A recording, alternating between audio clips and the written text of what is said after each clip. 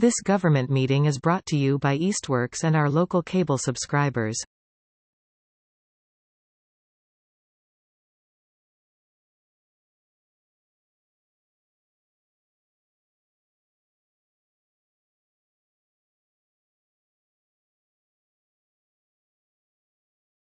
Good evening. Welcome to the Easthampton City Council meeting for Wednesday, July 9th, 2025. The meeting tonight is being recorded and broadcast by eMedia on Charter Channel 193 and live streaming on their webpage, easthamptonmedia.org. Councilors and participants in this meeting are gathering hybrid on the order extended until June 30th, 2027, allowing us to do so. I remind both the members of the City Council and the public participating remotely to remain muted until recognized by the City Council President. Also for the members of the public, please remove your camera for the duration of the meeting unless you are participating in public speak time or the public hearing. Thank you. This meeting is now called to order. Mary Ann. Peg Conniff here. Connie Denham here. Salem Derby. Present. Felicia Jacek here. JP Kwasinski. Here. Tom Peak. Here. Brad Riley. Here. Tamara Smith. Here. JT Terrell. Here. Okay. At this time, you can join us for a moment of silence for the Pledge of Allegiance. I pledge allegiance to the flag of the United States of America and to the republic for which it stands, one nation, under God, indivisible, with liberty and justice for all. I will continue. Okay. And we have, do we have the June 4th? Mm-hmm. Okay, we have June 4th minutes. So I would accept a motion to approve the June 4th So moved. minutes. Second. Okay, we have a motion second. Any further discussion on the June 4th minutes? Seeing none, all those in favor? Aye. Any abstentions or noes? Motion. Wait, I'm an abstention. Sounds good. Thank you. Now it's time for public comment. This is an opportunity to address the council on since we don't have any public hearings on any topic, please keep your remarks to 3 minutes and address the council and name and address for the record. Thank you. Darlene Orvieto, Mutter Street. My dad used to say there was a time when we could have different political views without hate. I know when I tell you that I voted for Trump the past 3 elections, you don't like me very much. In 2020, I put my sign out for one night and my neighbor who was becoming my friend turned on me, and every time I walked outside, she would start screaming at me. I've lost 2 13-year friendships because I have supported our current administration. No conversation, I was just deleted. As far as I understand, the city council is also my city council. I'm a citizen here. Yet I have heard the city council make derogatory statements towards our administration instead of staying neutral, which translates to not even taking a moment to consider the diversity of those before you. My trust in this council has been damaged, seeing people like myself ignored, looked down upon. It's unprofessional and I would like it to change. Emotional intelligence is needed, yes, even here. And I thought we were an inclusive, welcoming city. The truth is differences in viewpoint are not welcomed or respected. My other point, I believe in being a good human being, treating all with love and respect, the way I would like to be treated. Have I erred? Yes. On inflammatory social media or when attacked elsewhere, reacting instead of responding. I'm learning to forgive, to respond rather than react. I would never treat a trans person or anyone else for that matter poorly because I don't agree with how they live their life, but I am not pro-trans sanctuary. It's obstruction of federal law, and I am heartbroken with the damage done to our girls in the sports arena. I will never agree with enabling adults who see no problem with abusing children. Transitioning a child is child abuse. We live in a town where it's already safe to live the way we want. People are not persecuted for the way they live. Do not translate what you don't like about our current administration to being treated poorly here at home. You're not. When the city council supports something like a trans sanctuary, it is my strong stance that you are saying we support the abuse of women and children. And specifically to Councilor Riley, I hope soon your eyes are opened. The huge devastation of COVID, as the world was deceived and poisoned, far outweighs any damage by Elon Musk. Your statement was ignorant. I believe it should be recanted. We don't need your personal opinion from behind that desk, but if you would like to share, I welcome you to the podium. And your statements on my YouTube channel, Massachusetts Corruption Exposed.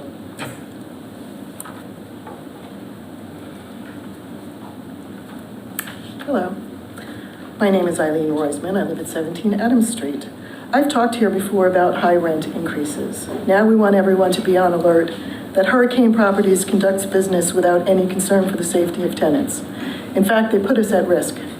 Last Tuesday at 6:20 p.m., all the tenants got a text saying that there would be a mandatory fire alarm system inspection and test on Wednesday. This wasn't 24 hours notice, and some of us texted back to point this out. In the morning, they responded, the notice was sent yesterday, providing the required 24-hour advance notice. We texted again, noting that 24 hours would put the inspection at 6:20 p.m. or later. They responded, the 24-hour requirement is generally understood as providing notice of at least one calendar day in advance, which we did. That didn't cut it either, but no matter.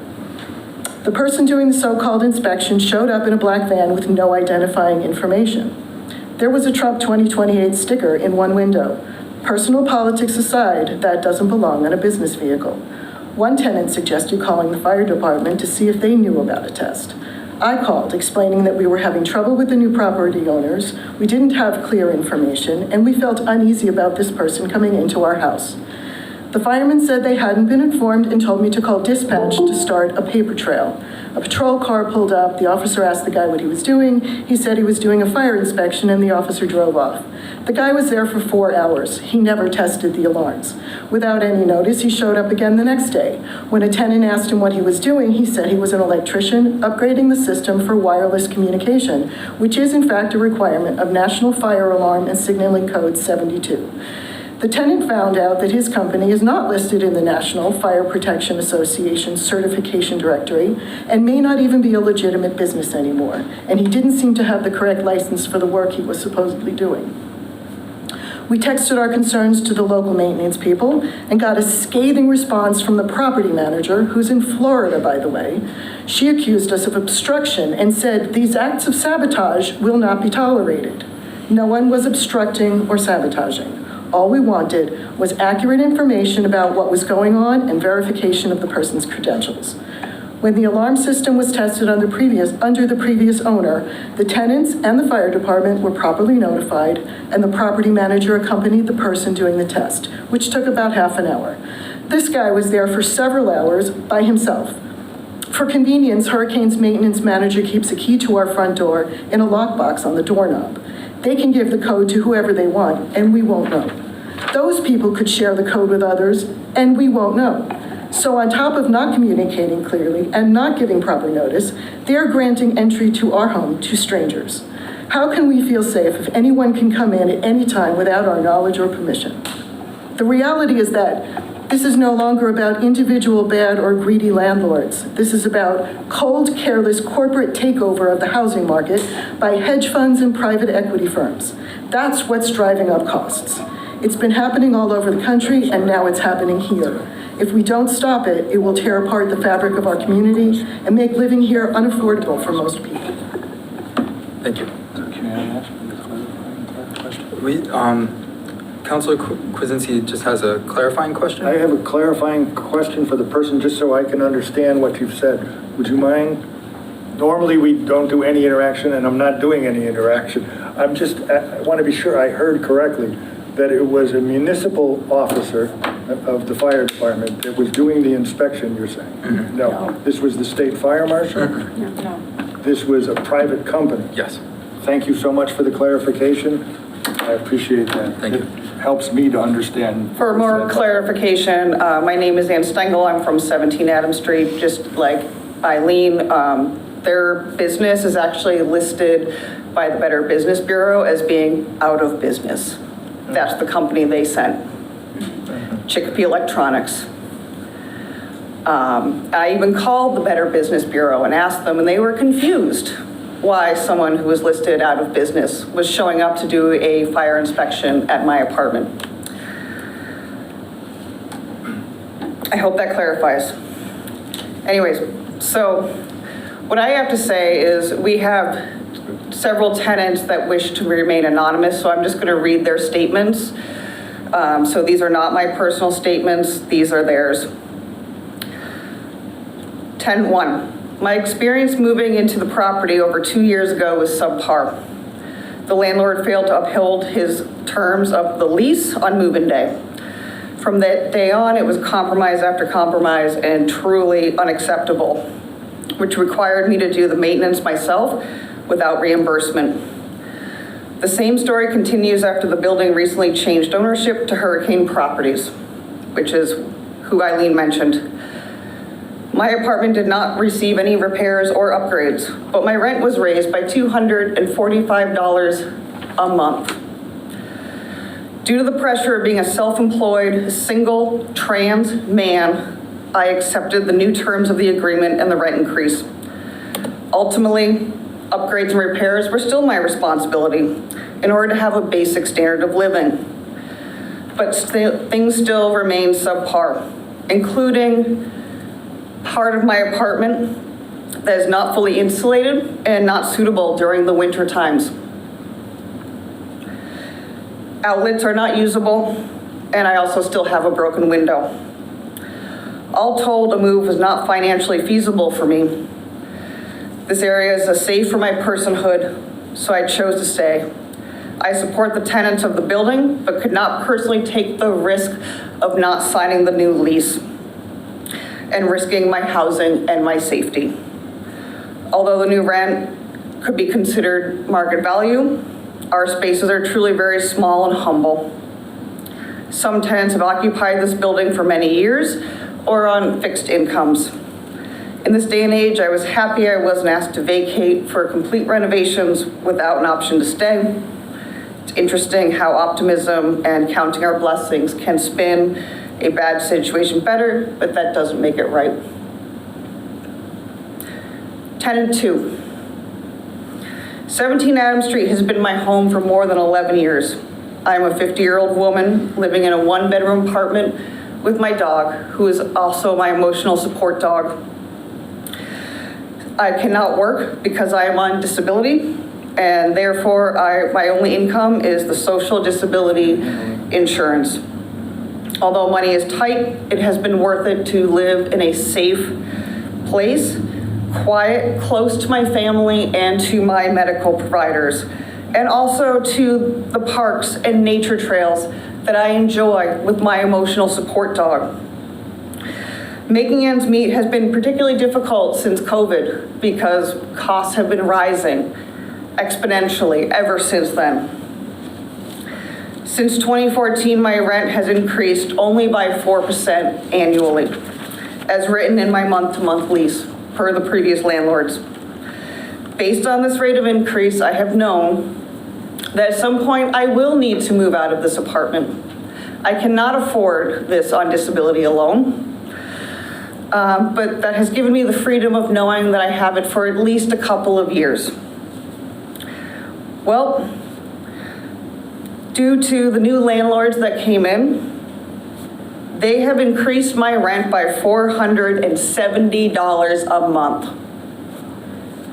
That is a 50% increase for someone living on disability that cannot have a job. There is no way she can possibly pay this. She writes, I am terrified of being evicted and left homeless before I'm able to find another place within my budget. I have always been a good tenant, paid my rent on time. This is outrageous. I want to continue living here under my original lease terms until I can at least find another situation where I can go to. One which is reasonably close to Easthampton and Northampton, the community where I have resided my whole life. So that is her statement, and I must say, as a tenant of 17 Adams Street myself for 13 years, my rent has gone up 30%, and this is affecting all of us as a community. We would love to stay in this community. This has been my community for 13 years. I was born and raised in Hadley, so please let us stay and stand with us. And before Nathan, before you come up, I'd have someone on. I'm going to try to mix it up so we're not just being preferential to people that are here. It looks like Jennifer Penderson, did you have your hand up?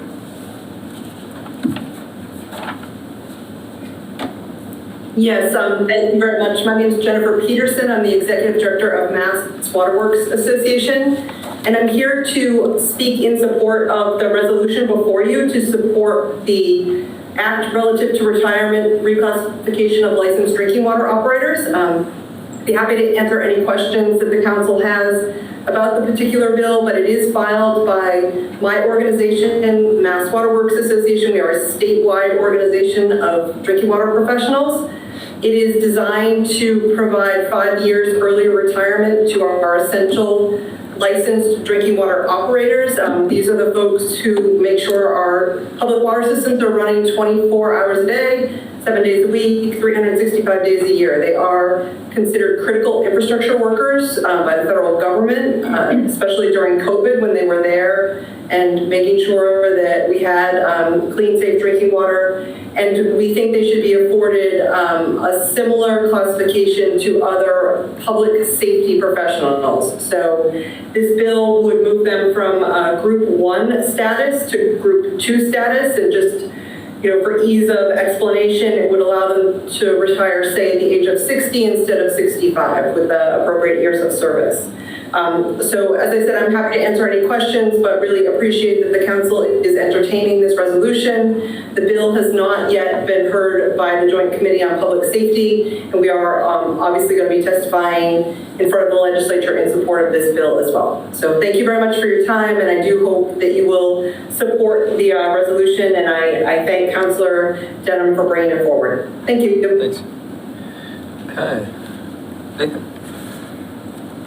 Nathan Marquis, 37 Holyoke Street, Precinct 3. I just want to say that I'm outraged by ICE's kidnapping of, I believe, 3 community members, undocumented or not, and without contacting the police or the mayor.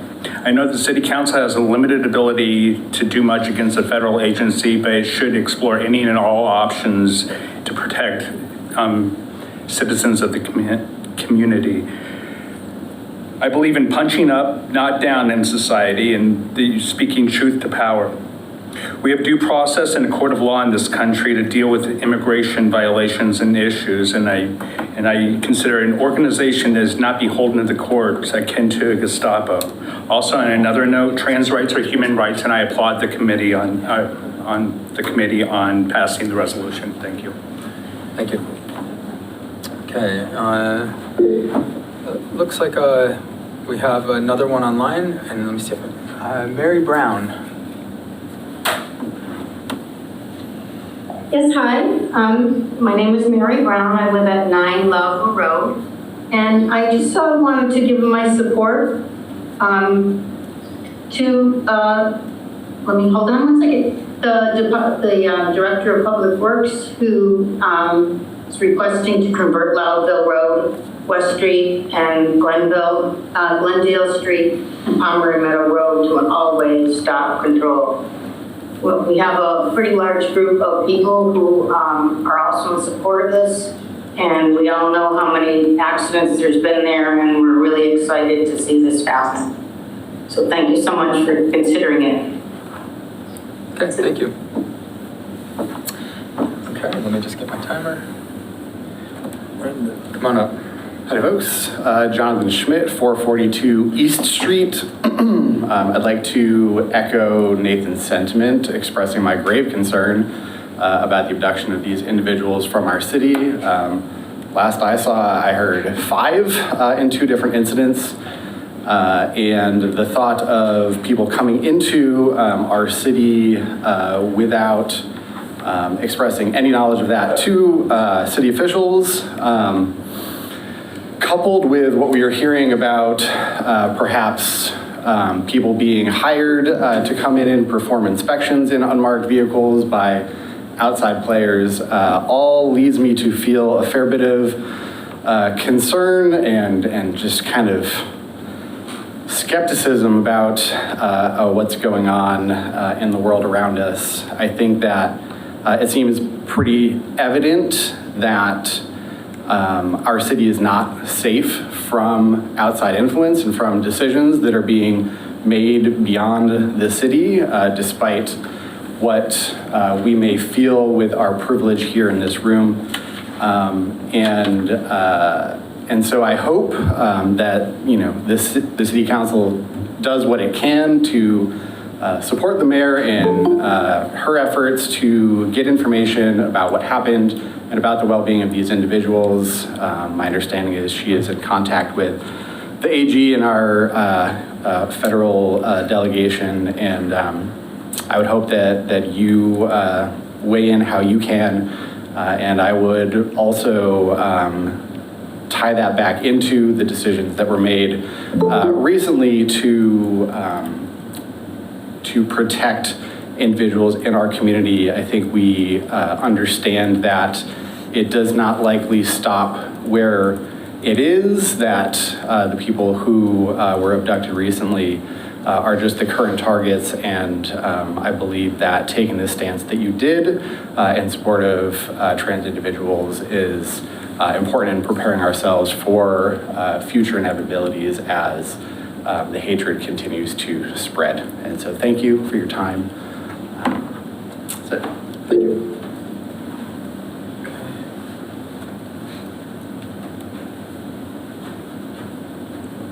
Good evening.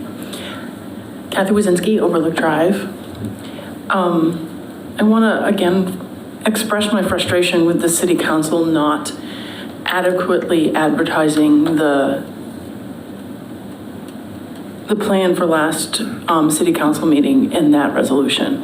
I think it appears to be deliberate to limit oppositional voices and people that might disagree with what was done by the city council. And it is not a good look for the city council to stifle people's differing opinions, even if you don't agree with it. It is really disappointing to see that happen.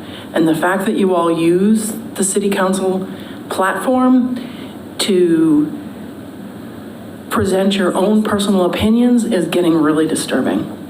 And it is your responsibility to represent all of your constituents and just not the people who disagree with you. Thank you. Thanks. And unless there's anybody else in the room, I don't see any other people online. Online. There's one online. Is there? Online. Julia Ryan. Yep. How am I not seeing? Oh, there we go. Oh, Julia Ryan.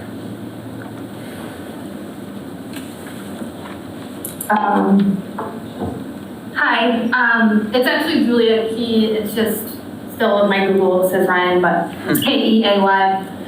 So I live at 7 Loudville Road, and just at the intersection of Glendale and Loudville and West Street. And I also just wanted to voice my support for Greg Nettleman's request to convert the intersection to a 4-way stop sign. I've been here for 15 years and probably witnessed or heard more accidents at the intersection than I can count, including a death that occurred in 2023 and a school bus getting hit last fall at the intersection.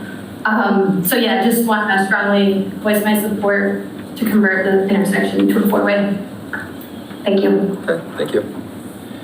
Okay, before I make any proclamations here, is there anybody else for public speak?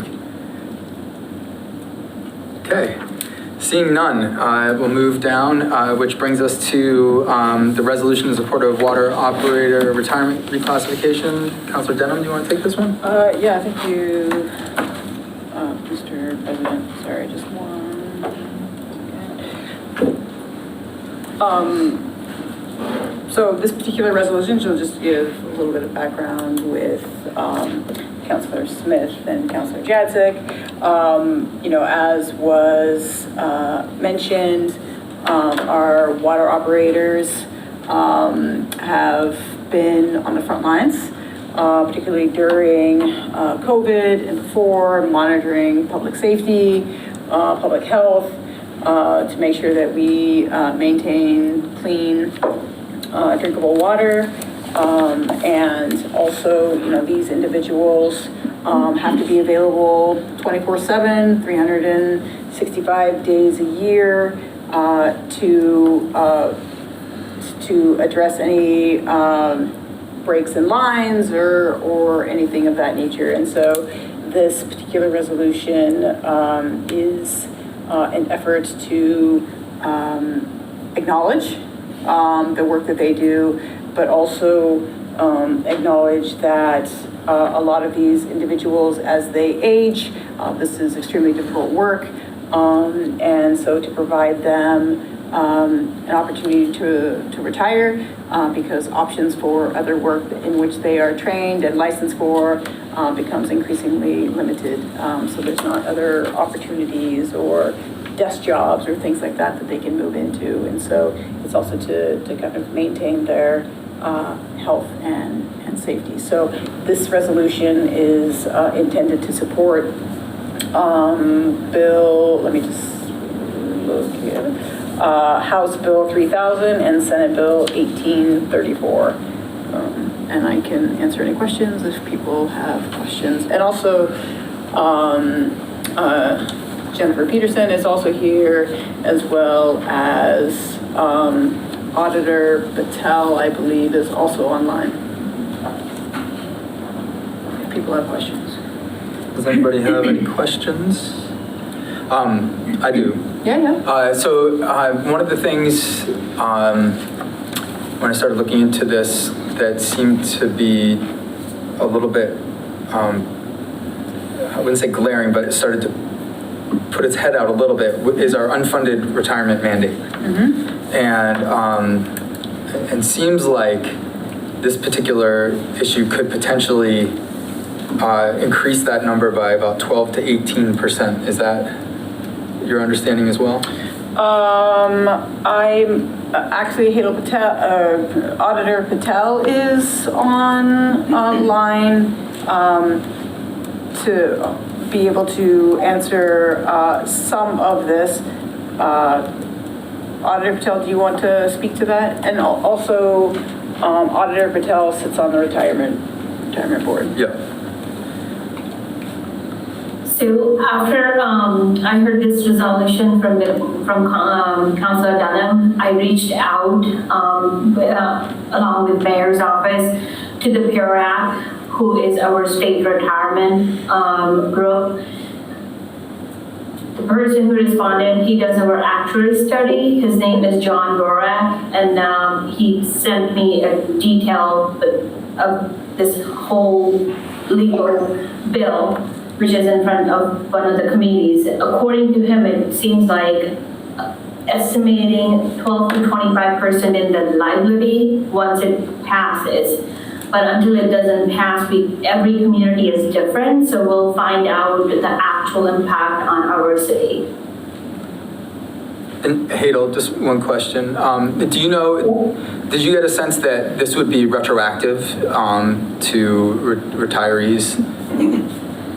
It all depends how this bill passes at the state level. Then PURAC is going to evaluate the calculations or how it's going to affect municipalities. And then it will go to the retirement board. And then further, it will come to the either city council, depending how the state handles this and adopts it as a bill. So I don't have enough information on that yet. Okay, appreciate it. Yep, and this is just a support of bill recognizing that work, so it's not a passage of that or an adoption of that. As Auditor Patel said, it has to go to the retirement board and they would make that decision, et cetera, of how they wanted to move forward. Right. And it's still in front of the legislature, it hasn't made it out of committee. Yes. Do we have an idea of when that is going to be heard in committee? Our speaker, Jennifer Peterson, do you have, since you've been working on this, do you have a sense of when this will come before the committee? I don't have a date. The legislature has set up new rules, and so those rules do require them to act sooner than last session. So I think it is the legislature's desire to get all bills out of committee by December. And so I think one piece of this, it really is for, in the interest or perspective of city council. I think it's affirming the the work and commitment that our city employees have to the city and the risks that they take for their health and safety in the same respect of police and fire, right? I think our water water operators also make significant sacrifice. And do we, sorry, follow up. Are police and fire, are they class 2, like where they get to retire at 60? Mm-hmm. Because it's hazardous? 55, but yeah. Okay. Good to know. Any other questions? Any other thoughts? Hadel. Police and fire I think police can retire at the age of 55, and if I remember correctly, they're part of group 4. I don't think group 2 is on the books as of right now, but I don't quote me on this as 100% for our retirement board. Yeah. Any other thoughts? Just a clarification, we're not sure, but we believe there's no group 2 here in Easthampton. Is that correct? I think that's what. I just want to be clear, yeah. Yeah, I can do a follow-up email to you, Councilor Kuzinski, on this one. I am pretty sure we don't have group 2 on our books at this point. And we're not but sure. I can follow up. And we're not sure with the legislation exactly how many people in our city it would apply to over time. But presumably there would be several people that it could apply to. It all depends how committee accepts this or passes. Right. If it's a retroactive, because there are more to it, if it's before 2012 versus after 2012, it also varies with the number of years of services that individual employee has given to the city, or over the course of time, multiple served in multiple municipalities. So it's not like straight calculation. It all varies with the age, number of years of services in the municipality. Right. The other question I had was it would require the city, if this were to pass the legislature in some form, of which we don't know what exactly that form is, or what the expense would be, but there would be an unfunded mandate, if I understand this correctly, and that would mean some amount of money would have to be set aside by the city each year to be sure that by the time the folks retired, there would be sufficient funds in the account to be in the retirement account, which the city funds annually. To the tune of how much money now? So what's going to happen is our retirement gets evaluated every 2 years. And if I remember correctly, 2032 will be fully funded. But if state decides that they're going to adopt this bill, what's going to happen is they also have to look into extending the unfunded liability deadline by the legislation. So again, until it's not all clear from here at, we can't say how it's going to affect. And if they adopted that effective 2026, this is what's going to happen, then it's a different story versus if it goes retroactive when originally this bill was presented to the legislation. I would like to be able to affirm the hard work and the work of and the risk of the individuals. I would also like to be assured that the city's financial stability is understood, and its implications for the city is understood. So I guess I'm a little reluctant to move in one session this matter, which is typically referred to a committee. I don't know how the rest of the members might feel about that subject. I guess, Councilor Denham? Yeah, again, this is just support for the bill. So if we hypothetically If we pass this, it still has to be passed by the legislature, and it still has to go through the process that Auditor Patel said. So it has to go all the way down to I want to say licensing board, the retirement board, and then it would have to come back to City Council for approval at that particular time.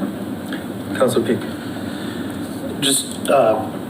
I just want to make sure I understand this process correctly. So in the case that this bill were to pass, it would give us sort of a local option to do this reclassification. It would not be an automatic reclassification from the state. So my understanding again from Auditor Patel, and either Auditor Patel or Jennifer Peterson, you can chime in, but in my conversation today, it would have to go through PIRAC, right? It was to figure out the numbers, et cetera. And then from there, it would then eventually end up at the retirement board, and then they would have to adopt that, and then it would come to City Council for approval. Okay, so then, yeah, so the bill would allow us to do that if we wanted. It would not require us to do that. So it seems like I guess then what I would say is, I don't even know the extent to which the state legislature is influenced by our resolutions, but if we pretend for a moment that they deeply care and that the state legislature is a very responsive and transparent body that deeply cares about what people say, then so let's work on that for a second, and that this does in fact help it pass. It seems like the fiscal consequences that you're concerned about, Councilor Kwasinski, would be things that we would have a time and a place to address at that time, right? Like saying we support this bill does not actually necessarily tie our hands to take any particular action going forward without further study, where at the same time, I think that any further study at this time might be impractical, just because I don't think we have all the facts about what the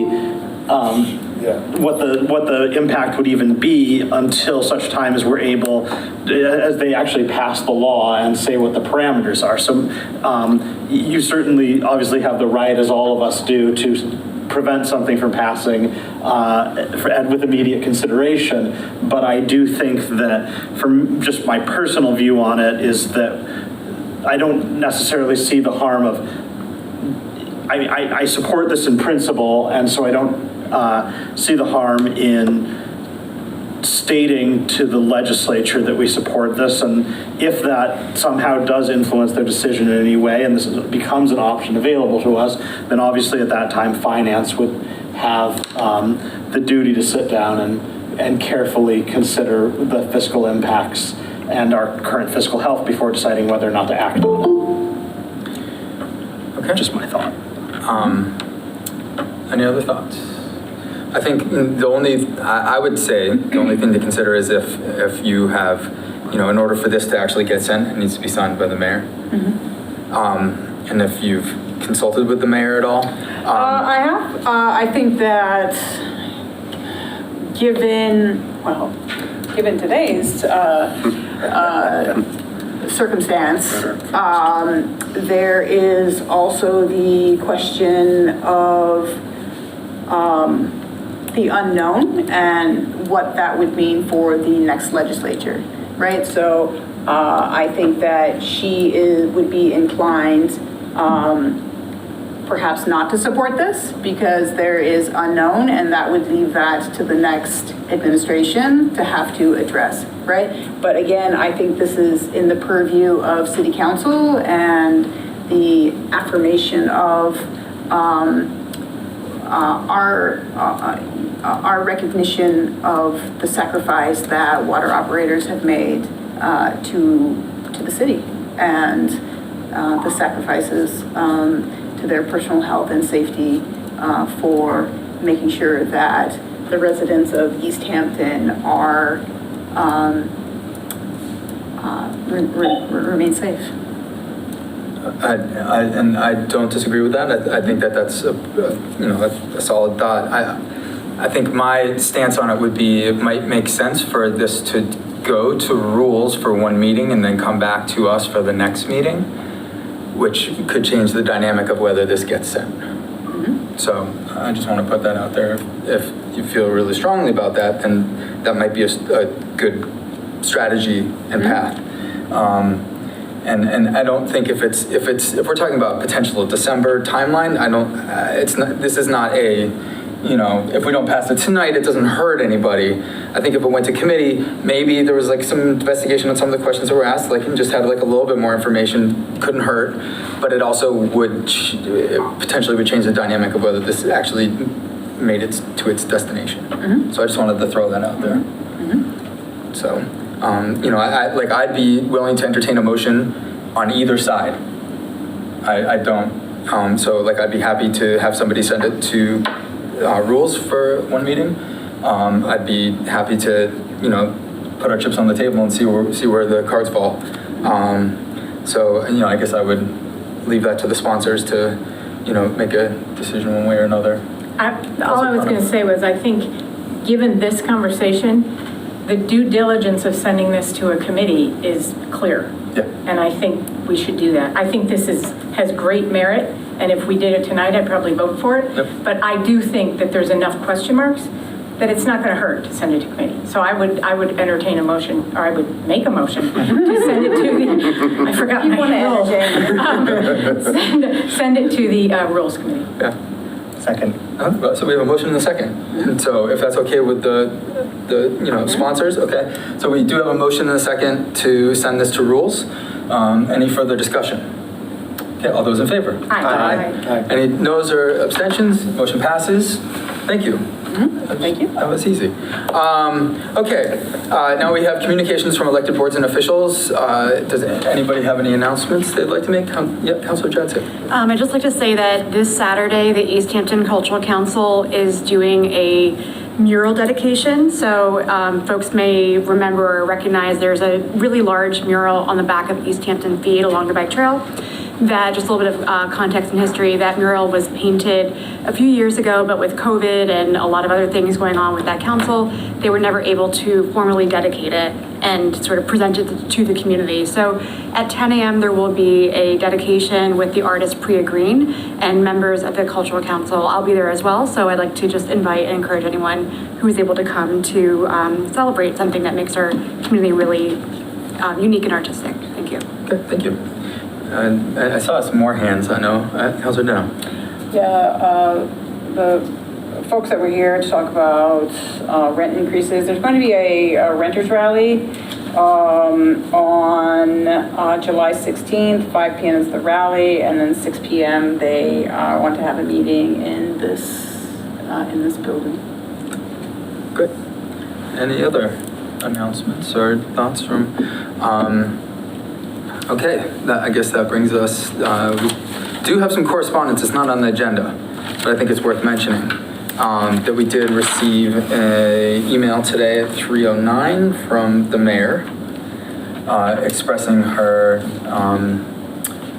last day as being the 16th or the 15th of July, which is in Next Tuesday. 6 days? Yeah, 6 days. So that obviously is a pretty significant dynamic change for the city. So I just wanted to acknowledge that.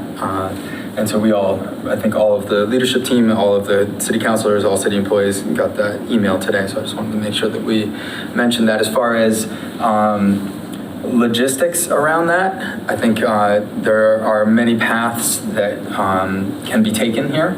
And so one of those paths is by charter, the city council vice president or president would become the acting mayor for until November. And so that was presented to me this morning. Which was a little. Did you have any time to think about it? It was a lot. So there, no decisions have been made. There are other pathways, including, choosing a member from this body And if that member was chosen, their seat would not necessarily need to be filled the way that we've been filling it. We would just have a vacancy for 2 months until the November election. I just got that verified by the city attorney about half an hour ago. And so that is another pathway that potentially could be taken. And so we'll, myself, Councilor Kwasinski, others will be, I'm going to be making my decision here shortly, which I have not made because it's a big one. So I can fairly say that I'm not going to resign from my career to fill an interim position, so that, and, I just want to be pretty clear about that. So that means whoever runs in November probably will be signed in, pretty soon after that election, because it will be filling basically a vacancy. So they will get a little extra on their term. So I just wanted to make sure that everybody was aware of that, everybody knew what the process is. And unfortunately right now the process is waiting for me. I'll try to be quick. I did have one other announcement. I've been working diligently to try to fill the rent committee, and it's been a little bit of a challenge to find landlords that were, because there's groups of people listed. It's not a lot of people want to just give up their time for no money. So that is a little bit challenging. I know I talked to Councilor Denham about potentially finding some people, and I think probably what I'm going to do is within the next couple of days contact all the people and get the committee formed, even if it doesn't have a full 9 members. And maybe one of the things that the committee can do is to try to recruit some members so we can get that rolling. So I just wanted to give people an update on that. I'm not sleeping on it, and I do feel that it's important. Yeah.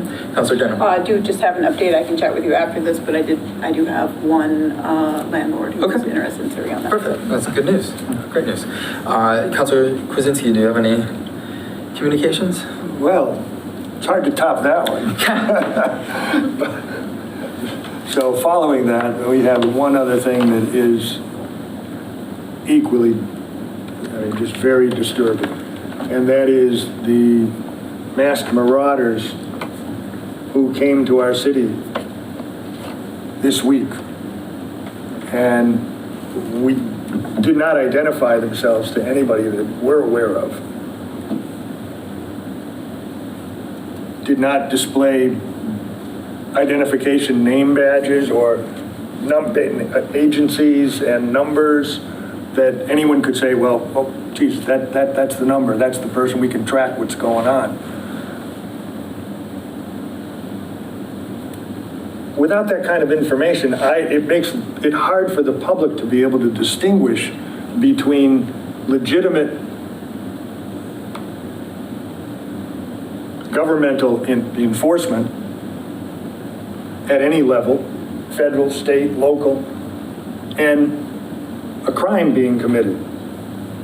How does one know that a crime, that human trafficking isn't involved? How does one know that we're just not kidnapping someone off the streets? You don't know. That is deeply disturbing to me. And I'm sure I'm not alone in this. How do we make that kind of a process be understood? Well, one, you don't wear masks to make arrests, would be my recommendation. 2, you have identification badges as a requirement of any individual involved in conducting an operation at any government agency. Otherwise, we just don't know who's doing what, where. Well, let's talk about what, where, and when, and who. Okay. There's no postings that are made by our federal government that I'm aware of, and I've inquired since I've learned of this arrest, apparent arrest, that you can say, okay, well, who was involved? Who was the person arrested? Who did the arrest? Who removed them? And where did they go? When did it happen? Were they residents of our city? Was it someone coming through? It could be the worst person on the planet that we want to be, but we still want to know who was arrested, when they were arrested, where they were arrested, and who did the arresting. I'm very serious about taking whatever steps this council can take to move that forward. I understand that there may very well be legislation on the federal level to have a requirement similar to the ones I've proposed. It's appalling. We need to stand true and with everyone for anyone in our community, regardless of their position, condition, it doesn't matter. Thank you. All right, thank you, Councilor Krasinski. The mayor's not on the call as far as I can see. So I think what we'll do is we'll skip mayor communications and we'll go down to reports from standing committees. Finance, Councilor Peak. Thank you, Mr. President. We have not met since our last meeting. I did want to just note on our agenda, I think that there's one item on here that I believe we did vote on last time. That being correct me if I'm wrong, we voted on the mindfulness thing, right? The donation, yeah. Yes, okay, so we can cross that off. We already voted on it. Yeah, so we're going to meet next week, and the circumstances around this are a little unusual, so I just want to,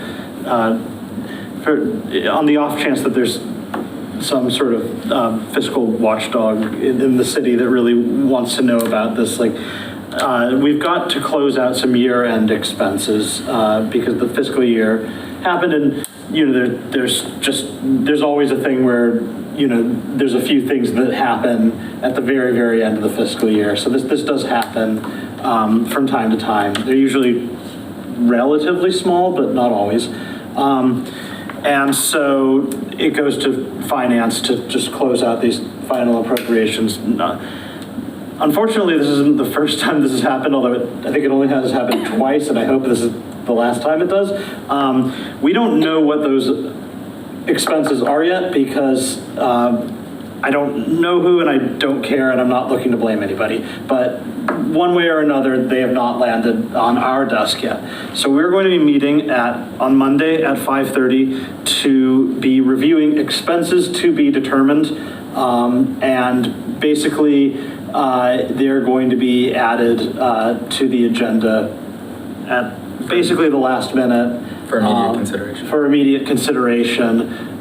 So in order to do that, I think, and this is all sort of coming to me sort of late, I would like to make a motion to suspend our rules that would normally require us to go through this process of sending things to committees from the full council in order to allow us to hear an agenda item that has not yet found its way to us.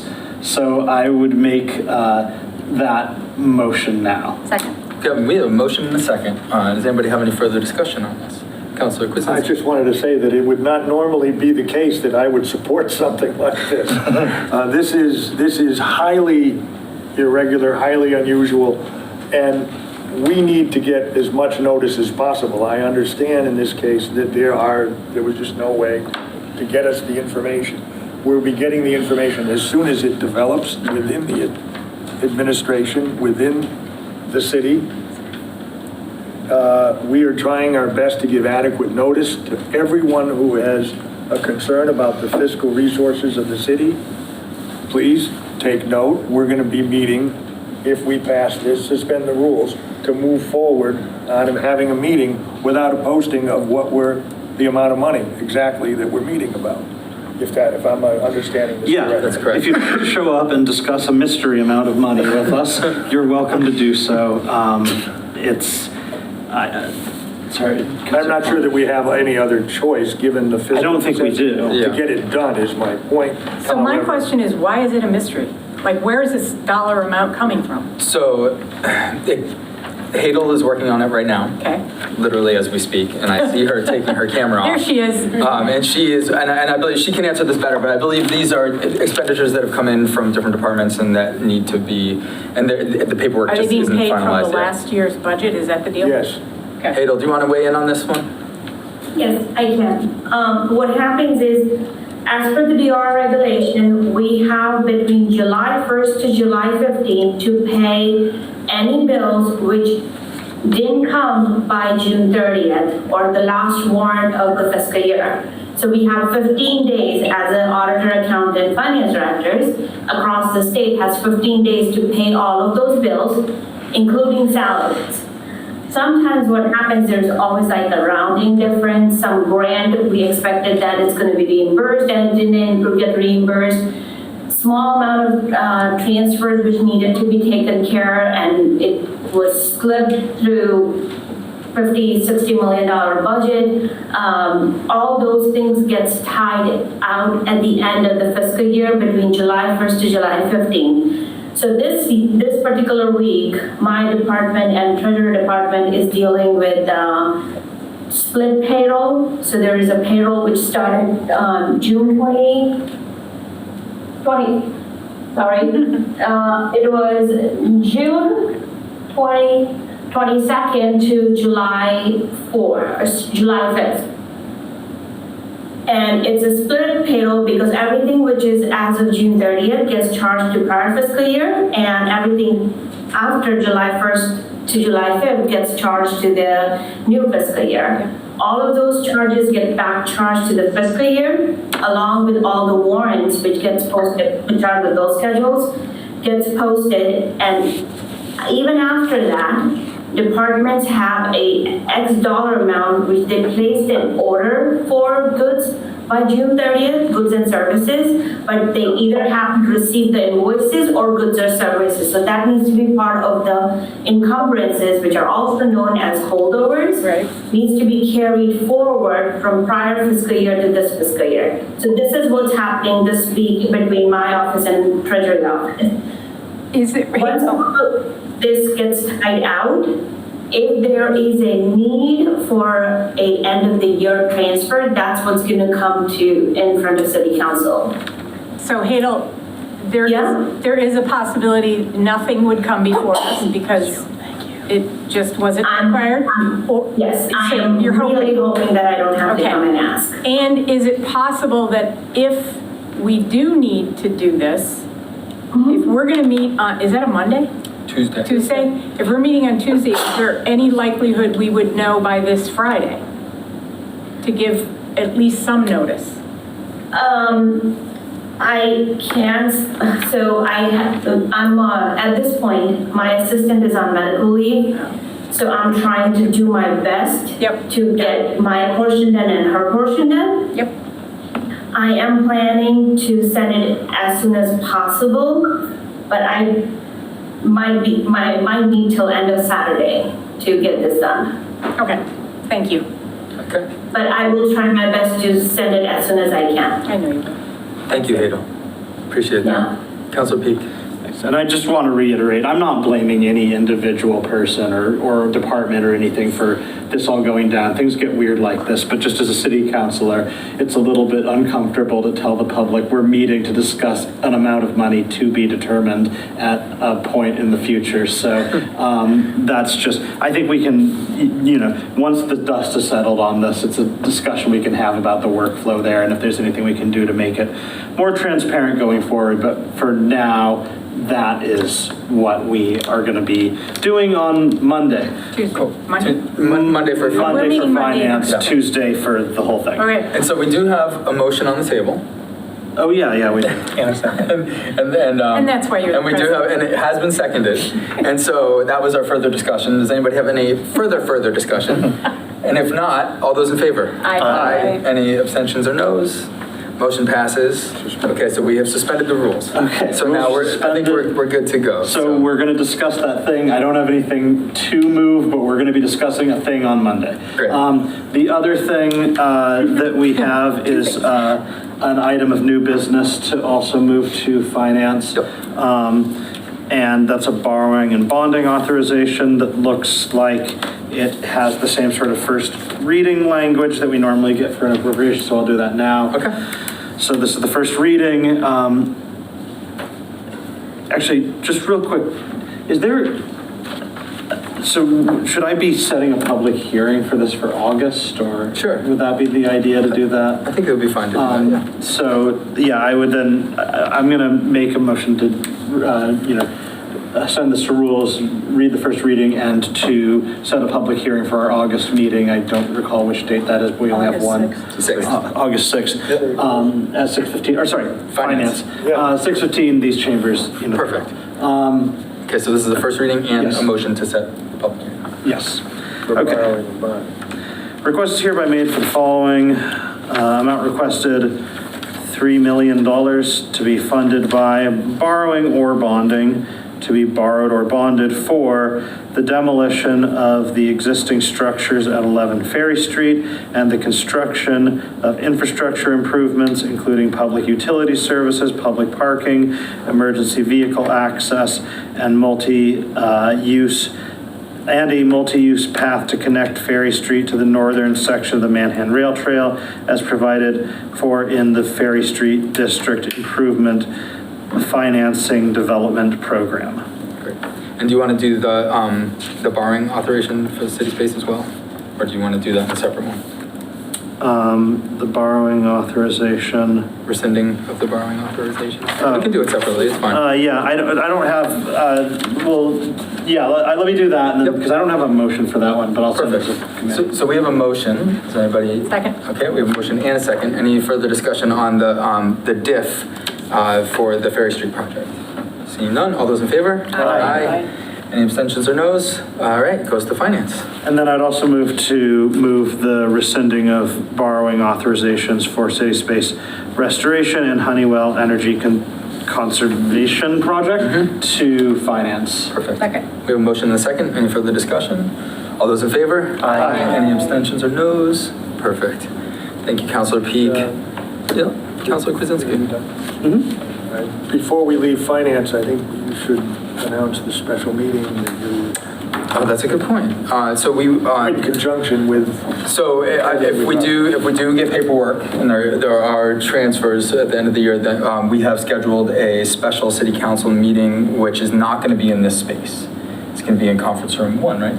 Yes. We're going to be in conference room 1. It's going to be a short meeting. The only thing we will be discussing is these end of the year thing. Yeah. And that'll be on Tuesday, July 16th. July 6th. July 15th. July 15th. In room 1. Yeah. At 6. In room 1 at 6 o'clock. Yeah. And it may not be, go ahead. I was going to say, given the information from the mayor, her last day is the 15th. We have to pick a mayor before the 16th. So it's predicated on your decision, not to put this all on you, but you got to put it on you. Are we then going to amend that meeting to include the vote? If you say no, which you may come back and tell us yes, and that would be great. Mm-hmm. But if it turns out that we have to do a special vote, we have to do it the night of the 15th. So it would go on that agenda as well. So I did think about that. And if we did get into a crunch like that, I think what I would do is I would accept the position in a temporary way to allow us to have another meeting. Okay. Which would then allow us to choose somebody. Okay. I did think of that and I was like, that is not enough time. You don't want to do it on the same night? No. so I did think of that, and there is a pathway forward from there. Got it. I just wanted to make sure that, yeah. Okay, any other thoughts on this? I don't remember where I am. I think we have a motion on the table. Say thus concludes. Oh, okay, I guess we don't have a motion. Thank you. If that concludes, Councilor Krasinski, we're good to go? All right, public safety. Sorry, I just have a clarifying question. You do? I apologize. No, that's fine, please.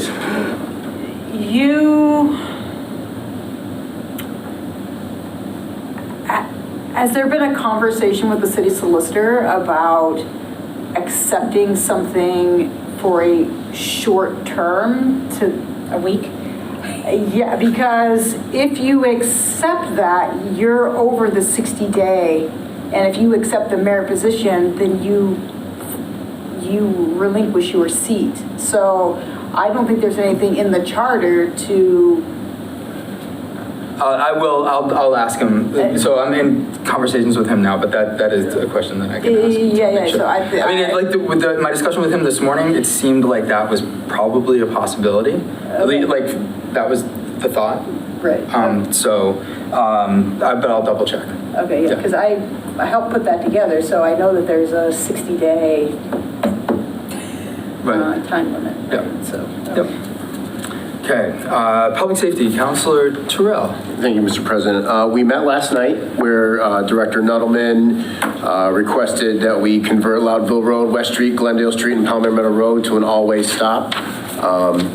We voted to support that 3-0, the Public Safety Committee. I think it's a fantastic idea. As a resident very near to that intersection, I think this is a great step forward. That always has been a daunting intersection, and we did some modifications a handful of years ago that didn't seem to quell the accidents.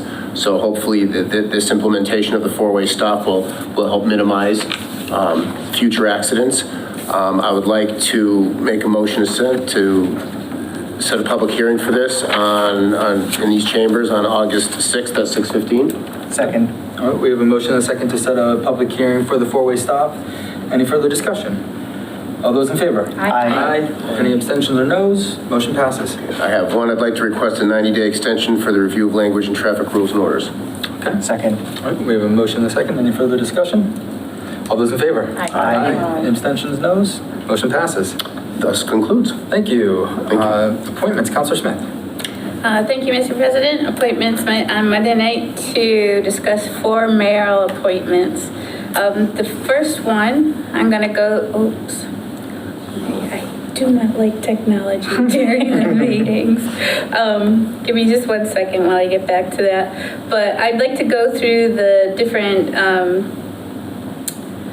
the different candidates quickly and just explain to the board that they are being considered for. And for 2 of them, there are some special terms I'd like to mention really quick.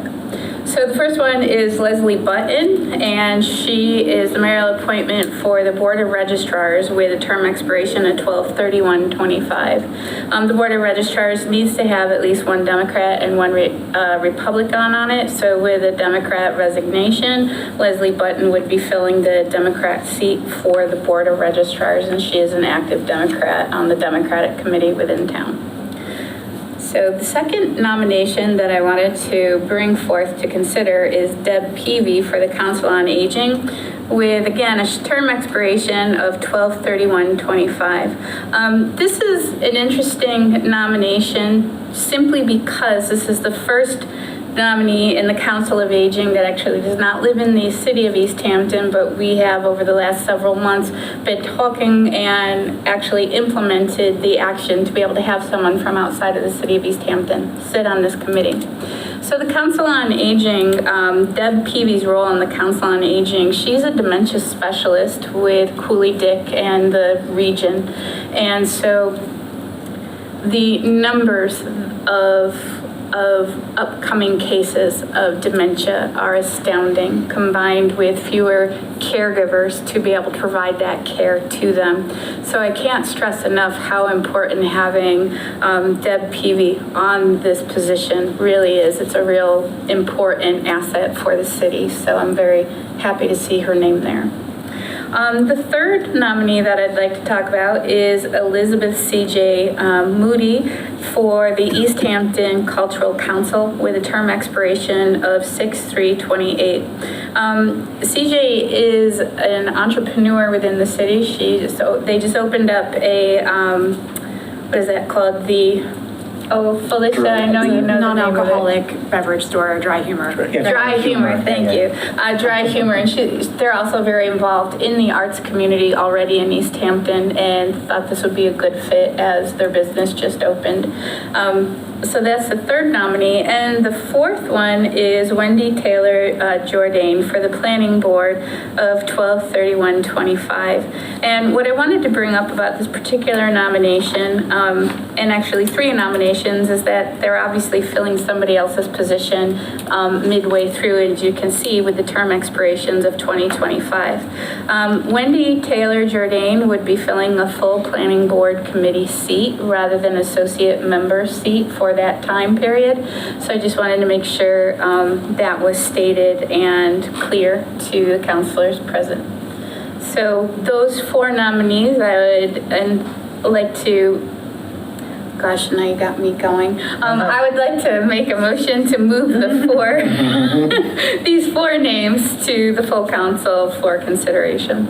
Second. Okay, we have a motion and a second. Any further discussion to move these 4 names? 2 appointments? 2 appointments. Yeah. No, they're already in. Yes.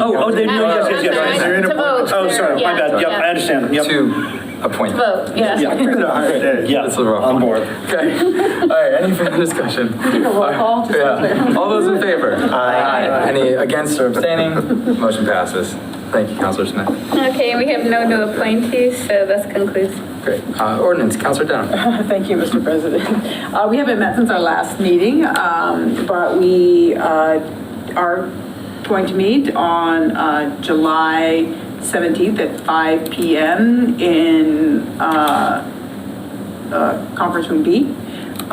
So we will be there to talk about items on the agenda. In particular, those items related to the short-term rental and the short-term rental zoning ordinance amendment. We did get some information from the Agricultural Commission regarding the temporary moratorium, and there is movement at the state level to write some regulation somewhere between what's happened in Maine and what's happened in Connecticut. I have been in communication with Councilor Kwasinski because it was his original item to discuss how he would like to move forward with that. And I'm giving him time to think about that because he's wanted to follow up as well. So at some point in the near future, hopefully we will have some information regarding that.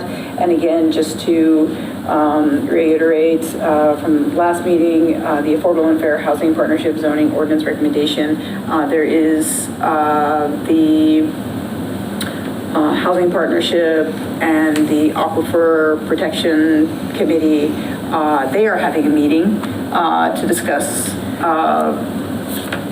concerns and ways forward with items that the Aquifer Commission is working on and the recommendations from the Housing Partnership. So our committee has kind of put it to them at this time to have discussion about that. There is a new item that I would like to, I'm making a motion to send the item to create an ordinance to establish a committee to develop a permanent 9/11 tribute to ordinance. Second. Okay, we have a motion and a second. Any further discussion? All those in favor? Aye. Any abstentions or noes? Motion passes. Great, and that's everything that our committee has to offer council this evening. Okay, thank you, Councilor Denham. Property, Councilor Peak. Thank you, Mr. President. We haven't met since our last meeting. I'd like to meet at some point in July. I just need to confer with membership about when. I did notice that our one of our items is going to expire before our August meeting. I want to get that out of the way, but I would request a 30-day extension on the town lodging house referral for disposition. Second. Okay, we have a motion and a second for the extension. Any further discussion? All those in favor? Aye. Any abstentions or noes? Motion passes. That concludes. Okay, thank you. And Rules and Government Relations, Councilor Kwasinski.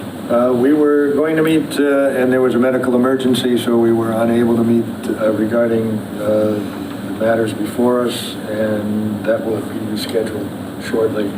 The only thing I would like to do is thought the rent study committee was in your hands. It's in my now. hands. So that should be removed from It should our be agenda. removed from I would your move agenda. to remove that from the agenda. Without prejudice. Without prejudice. Yep. I think that would be fine. Second. We have a motion and a second to remove that from the agenda without prejudice. All those in favor? Aye. Any abstentions or noes? Motion passes. Thank you. We do not have any old business. We have taken care of all of our new business. I would entertain a motion to adjourn. Second. Okay, we have a motion and a second. All in favor? Aye. Any abstentions, noes? Thank you, everybody. Appreciate it. Thank you.